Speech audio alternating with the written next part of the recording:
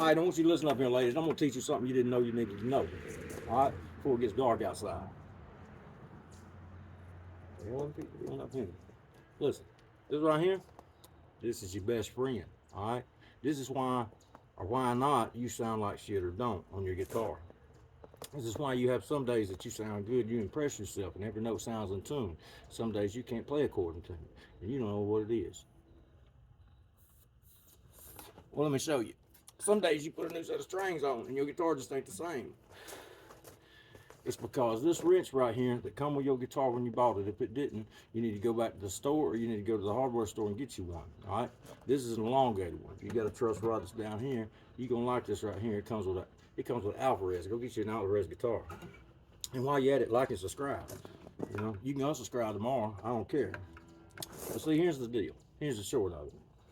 The intonation on your guitar, say 25 inches is your scale length. That scale length goes from the face of your saddle to the face of your nut. All right. That's set. That distance is set when they made and carved the guitar, when they put the bridge in place. The reason that bridge runs at an angle on an acoustic guitar or a steel string guitar is because this high string, the high E, is much skinnier than the low E. Therefore, the distancing, the intonation of it, you have to set this bridge back that much further to compensate. All right, that's why the saddle is compensated at this gradual direction. All right, that's set. When that bridge is glued on there, and that nut's put in place, and the scale length is set. It's set with the truss rod perfectly straight. It ain't set with no relief in it. It never had strings on this guitar. It's set with its truss rod perfectly straight. When you put relief in your neck, all right, which means making this neck curve, you're going to shrink the distance between these two points right here. Your scale is going to become flat, all right? And unless you just born with the baptism of the Holy Ghost in your body, you're not going to be able to play that guitar and make every note sound in tune.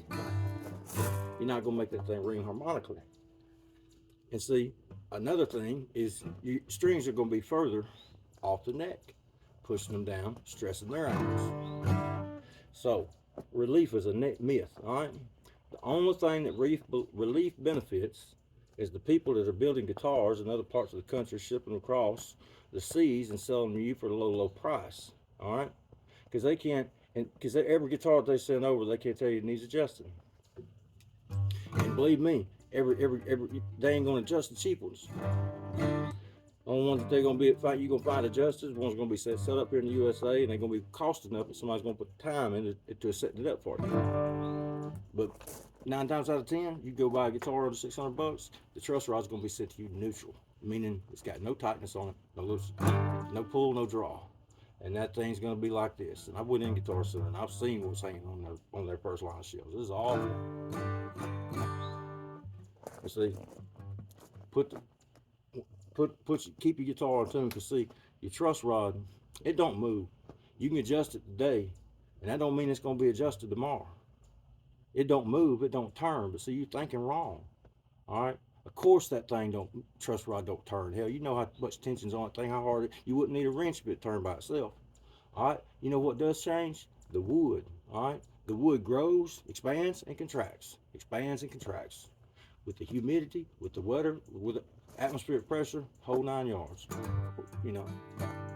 So it's constantly changing. So you constantly you turn the truss rod is there for the adjustment of the guitar, not the guitar there for the adjustment of the truss rod. All right.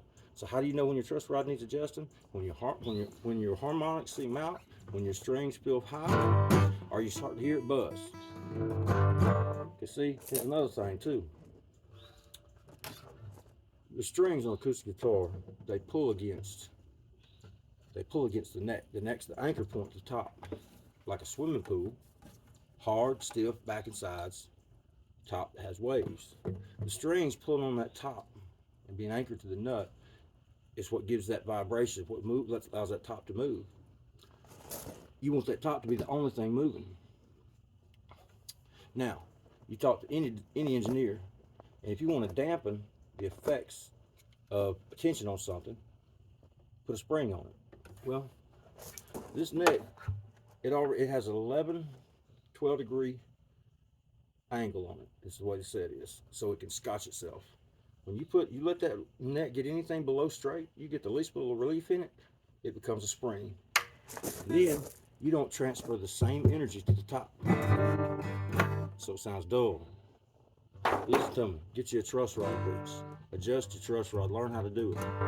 I'll bring the next video. I'll even show you how. All you got to remember is righty-tighty, lefty-loosey. Damn, it says my truss rod, huh? I think it's all shit. What y'all waiting on? All right, like and subscribe.